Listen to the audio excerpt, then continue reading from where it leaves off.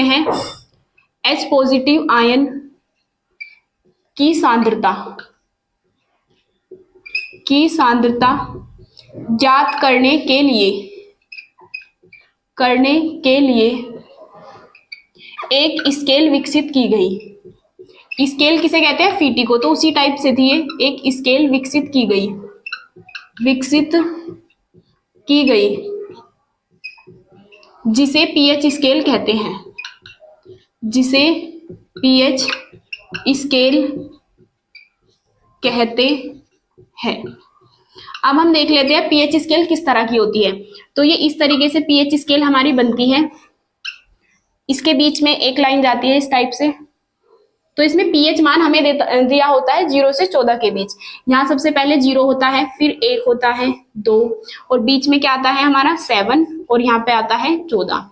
2 3 4 5 6 7 के बाद 8 9 10 11 12 और 13 14 पीएच हो जाता है। यहाँ पे होता है हमारा H पॉजिटिव और इधर होता है OH निगेटिव। तो जिस विलयन का पीएच मान जितना कम होता है उसका क्या होता है, हाइड्रोजन आयन उसमें उतना ही अधिक होते हैं। तो हम इसमें लिखेंगे, इधर से तो क्या है, ये वाला जो क्रम है ये तो है अम्लीयता का बढ़ता क्रम और इधर है क्षारीयता का बढ़ता क्रम। अच्छा क्षार वही होता है जिसका पीएच मान जितना ज्यादा हो और अम्ल भी अच्छा वही होता है जिसका पीएच मान जितना कम हो। तो इधर तो क्या है हमारा अम्लीयता का बढ़ता क्रम, अम्लीयता का बढ़ता क्रम है इधर तो बढ़ता क्रम। और इधर क्या है, इधर है हमारा क्षारीयता का बढ़ता क्रम, क्षारीयता का बढ़ता क्रम। अब हम पीएच मान लिखेंगे। जो अम्ल होता है, अम्ल का पीएच मान कितना होता है वो हम इसी की सहायता से ज्ञात करते हैं। क्षार का पीएच मान क्या होता है और जो हमारा उदासीन विलयन होता है, उदासीन विलयन का पीएच मान।